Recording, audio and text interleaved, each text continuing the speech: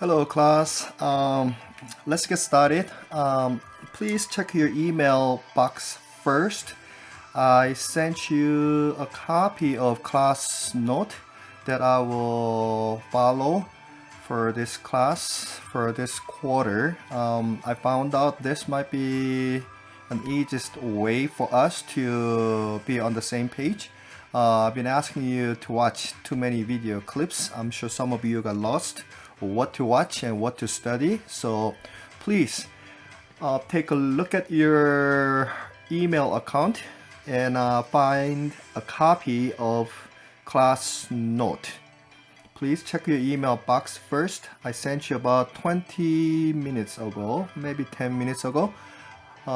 If you haven't had a chance to open your email account, that's fine. Please do it after today's lecture. Okay. I'm gonna use notepad right here when I need to write down anything that I need to explain further.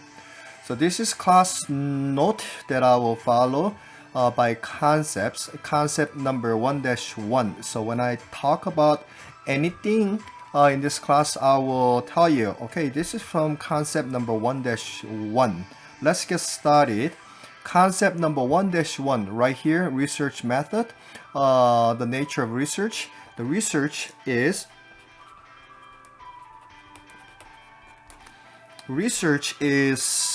to search again. So re means again. So you're trying to find out something that you want to search again. That is called research. And your research should be reproducible and should be generalizable. So when you do any research, your research can be applied to the same situation, same case. That is called research. Concept number 1-2 is the concept that we already discussed, assumption, hypothesis, and theory. Here in concept number 1-2, I want you to pay close attention to hypothesis.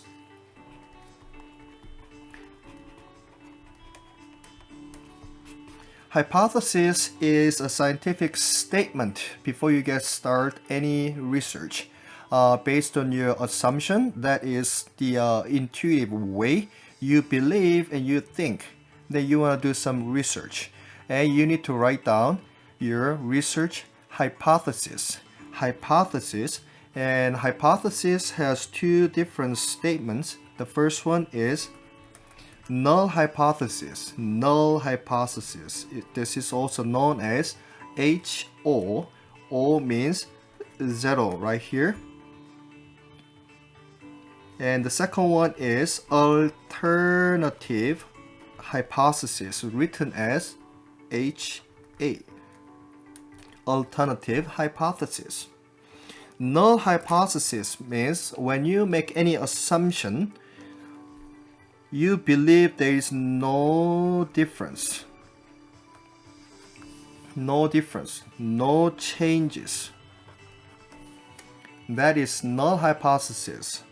On the other hand, alternative hypothesis, which is also known as research hypothesis, and you are expecting to see some changes, differences. That is alternative hypothesis. So if I ask you to write hypothesis, first you need to decide which hypothesis you want to go with, either null hypothesis or alternative hypothesis. If you believe there might be some changes after treatment, experiment, then you need to go with alternative hypothesis. However, if you believe there is no changes after any experiment or treatment, then you need to go with null hypothesis.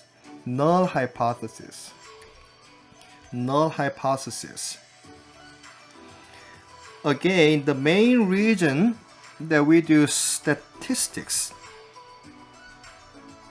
is to reject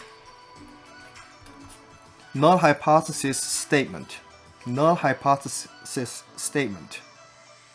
For example, you are working in a fitness business and as a personal coach, and you are trying to provide 4-week training to see any changes from the effect of the training. Then you need to go with alternative hypothesis. The effect of 4 weeks training on people's body fat. You want to see body fat changes after your treatment, and you need to prove that there is an effect, there is a change on people's body fat. What if you don't see any changes after the treatment? Then you need to accept null hypothesis. But again, why you want to do the training program? You are expecting to see any change. Then you need to go with alternative hypothesis. Okay, that is very important. Concept number 1-3, that is a variable. Anything that changes in number, anything that will change in numbers and in value. What about our age? Some of you are 19 years old, 22, 40, 50, or 17 years old. So numbers are all different. That is called a variable. What about our weight? 120 pounds, 140 pounds, 160, 200, and 300 pounds. All numbers are different. All numbers are different. That is the concept of a variable. Next, we have two different types of variables. The first one is dependent and independent variable. Dependent variable is affected. Independent variable is affecting variables. Remember, independent variable and dependent variable. This is known as dependent variable. Independent variable can be written as IV.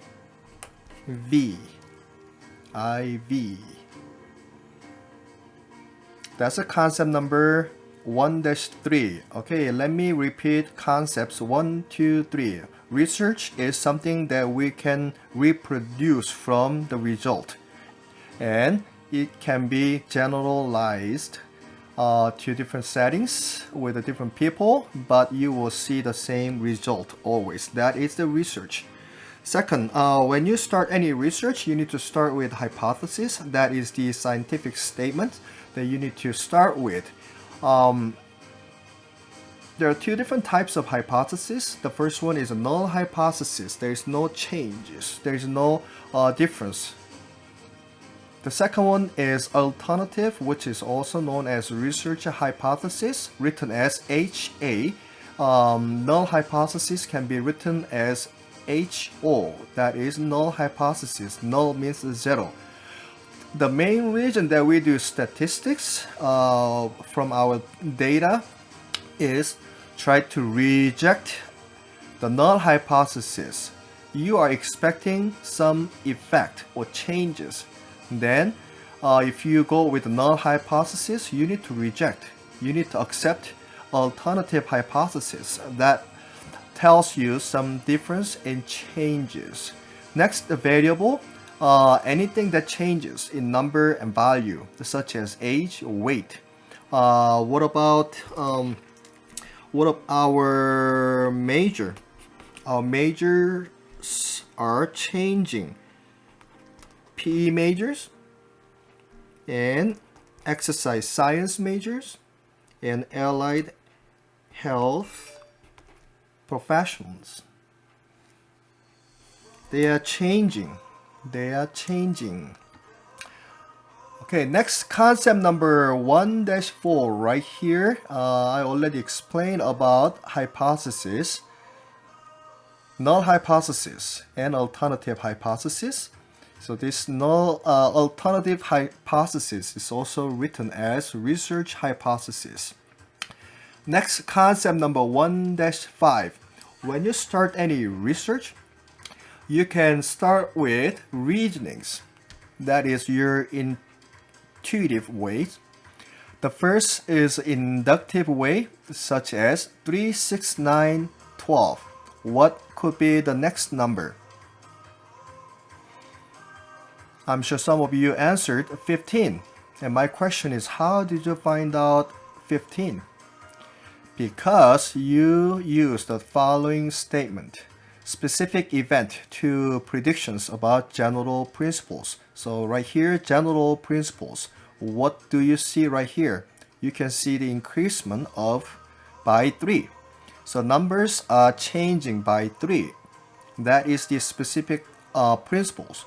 So the next number can be 15. That is inductive way. However, deductive reasoning is such as x plus 3 equals 5. If so, what is the value of x? And you already know some general information how to use the value of x and plus, right? And this simple equation, then you solve the problem. That is the deductive way. So x equals 2. 2 plus 3 equals 5. Because you know the concept of x and plus and equals. And equation right here, x plus 3 equals 5. Next, concept number 1-6. Let's go back to concept number 1-1. That is all about research. And we have different types of research in science and social science. The first one is a descriptive research. You're trying to describe the situation, phenomena, or you will do some experiment to do some research. That is experimental research to explore and to determine. The second concept number 1-6b is basic and applied research. I know some of you do have friends in biology and biochemistry. They do all basic research. Based on their research, we are trying to find out their findings into a specific situation or field, such as kinesiology. Then that will be applied research. What about biomechanics? Biomechanics is from physics. What about sports psychology? Sports psychology is from general psychology, and a lot of psychologists do animal research, and we are trying to find out the effect of their research into human beings. That will be applied research. Next, C, qualitative versus quantitative research. This is very important, but the concept might be very simple. Qualitative is the the data that we use, such as interview.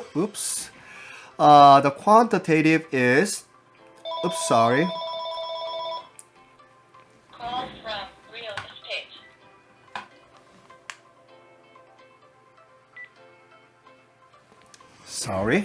Qualitative is the interview data, and quantitative is numbers. Qualitative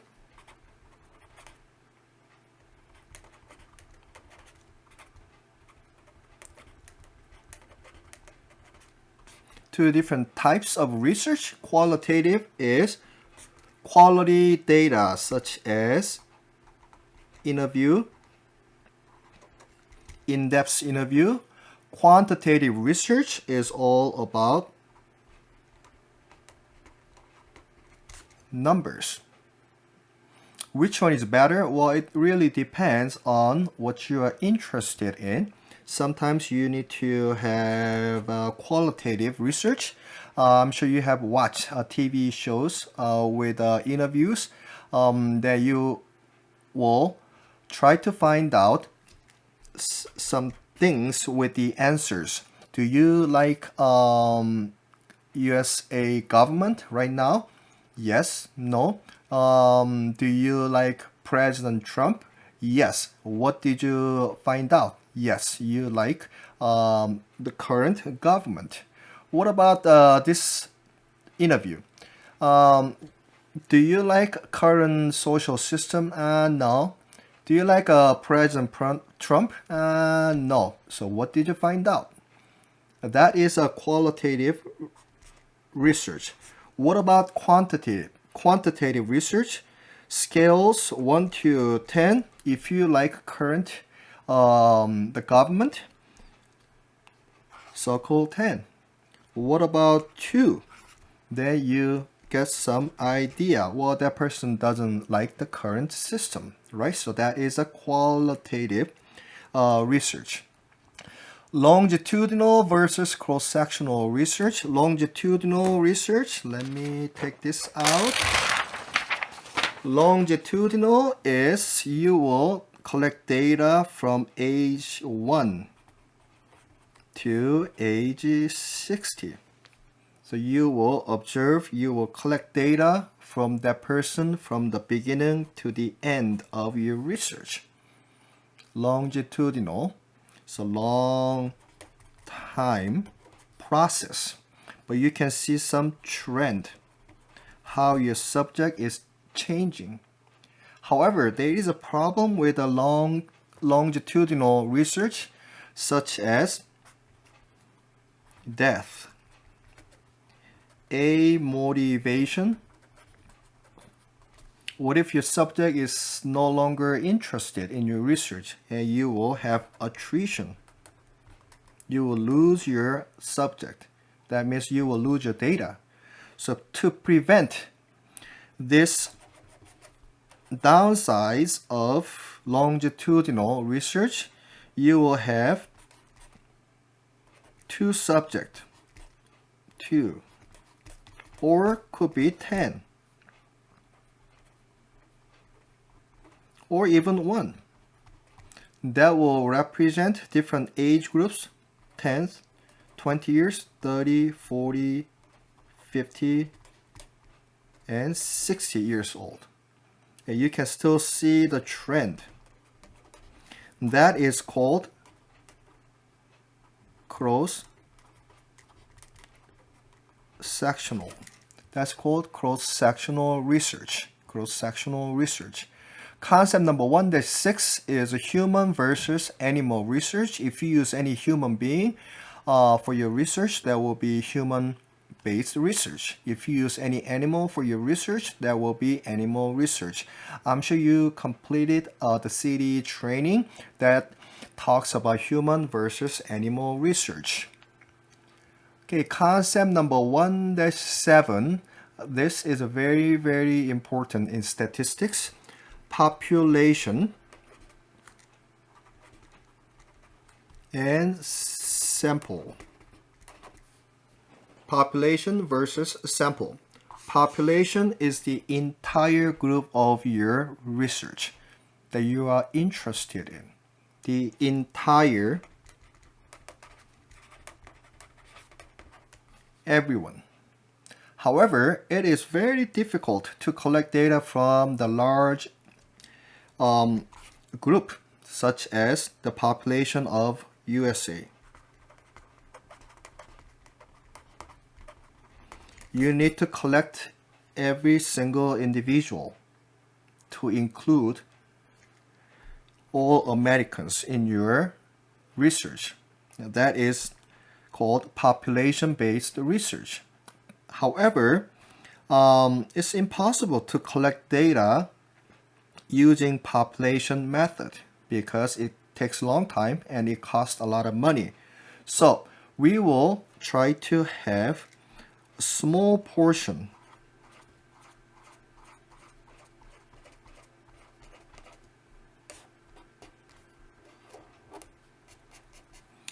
small portion from the population to make sure the characteristics of entire group. That is called sample. So when you go to Costco, you will see some ladies that will tell you and ask you, well, why don't you taste some samples? So you have one box of food. And you will bite the small piece from the box. That will be sample. So this is a very important concept. You buy the product based on the sample. And you make an assumption that that sample will best represent the entire food box. That is sample. Sample. So again, concept number 1-7, that is very important concept in statistics, population versus sample. Population versus sample. Most statistical analysis will go with samples. Samples. Let's go back to Costco right here. You don't taste the whole box before you purchased. You taste a little bit of the food from the box. And you make a conclusion. Wow, I like that food box, that product. I'm going to buy it. Same thing in statistics. You took small portion from the entire group, and you collect data from the sample, and you make a really good inference to estimate. Again, the entire group is called population. It's impossible to collect data from a lot of people because it takes time and it costs a lot of money. So you take a small bit of the population. That is called sample. Statistics will work with sample data. Sample data. And you make a really good and reasonable inference from the sample to estimate the population. Good. Okay, next. Concept number 1-8, variance. Variance, the fact that not all things are the same. There is a variability in things, persons, and observations. Variance. Variance. Variance. We talked about variable in concept number 1-3. Our variable is age. However, their ages are different. 17, 19, 22, 40, 50. So the difference between ages is called variance. Variance. So now you don't get confused between variable and variance. Variable is the factor or fact that changes in value or in numbers. So once you have a numbers, the values, you can see some differences. That is called variable. That is concept number 1-8. Variable. Good. Concept number 1-9 right here. 1-9.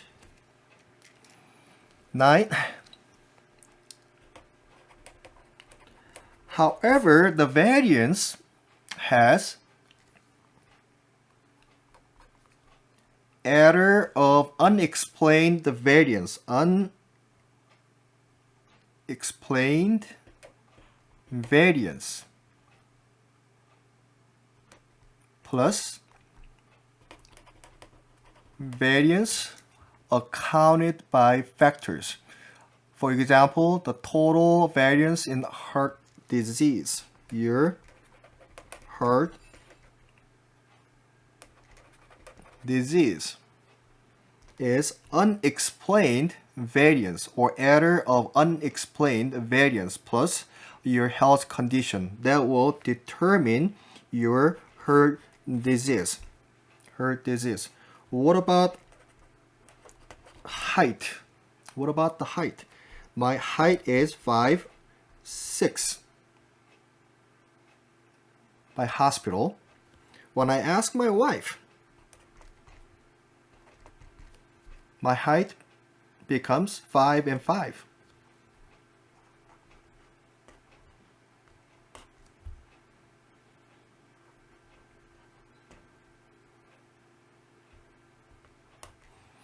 What if you are trying to lean on back side? Well, your height will be less right here. So there is an error in testing. Or, well, I just woke up and my body is not ready for my height. My body became shrinked. Then my height will be a little bit different. That is the concept of variance. Variance. Some of you might say, well, I am almost 50. What do you mean by almost? Well, I am 49 years plus 10 months. So what is your age? Well, it should be 49. But some people will say, well, I am 50. And there is an error or difference. That is the concept of variance. Okay. Concept number 1-10, writing null hypothesis and alternative hypothesis. Again, that is from our concept number 1-2 right here. Hypothesis, null hypothesis, alternative hypothesis. The main reason for statistics is to reject the null hypothesis and trying to find any changes or differences.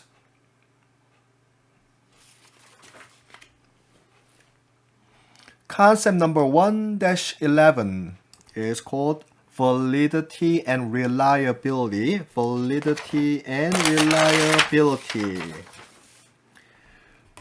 Validity and reliability. And one thing I want to ask you is objectivity. So there are 3 things that you need to remember when you do any research: validity, reliability, and objectivity. The first validity is you need to measure what you are supposed to measure. Your data should be valid. Valid data. If you want to measure your clients' flexibility, how do you measure flexibility? You need to get a valid information. You gotta get a valid data using valid measures and tools. And that data will be valid. That is the concept of validity. Validity. So if you want to have a really good and valid data for flexibility, you have to measure using sit and reach test. What about muscle strength?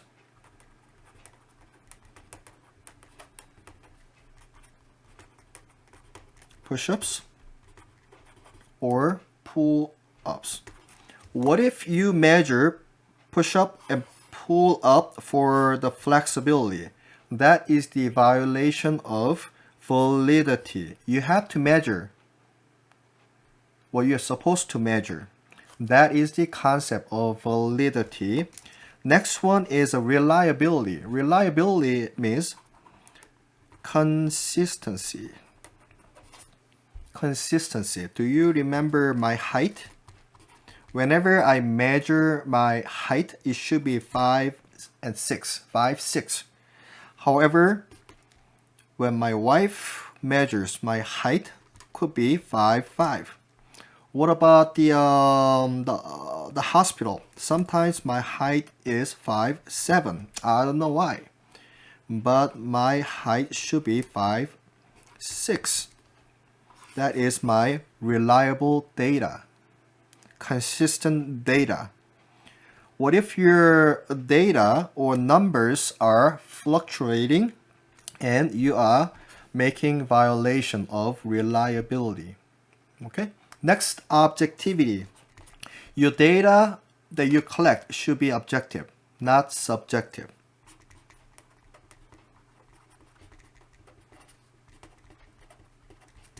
You shouldn't have any bias when you collect data for your research.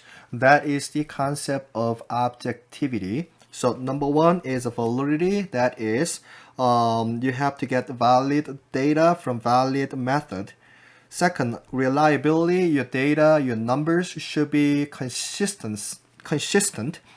And the next one is objectivity. Your data, your research should be objective and no preoccupation, no bias. And that is the concept of objectivity. Concept number 1-12, we already talked about it. Formative is ongoing. Formative. And summative is last or final. One big test. One big test. Formative data research is ongoing. You are collecting information to form the data. Midterm exam, final quizzes, assignments. So you collect data from various activities to evaluate a person. That is a formative method. What about summative? And you will have one big test at the end to evaluate at the end. Next, concept number 1-13. 1-13. Norm referenced versus criterion referenced standard. Norm reference, your data, your score will be compared to others, such as your job interview. Even if you got 99 out of 100 on your job interview, sometimes, well, you're not going to get the job because others did better than yours. Even you got 99 and others got 100, 99.9. Your score will be compared to others, so you fail. Because we used norm referenced standard. What about criterion?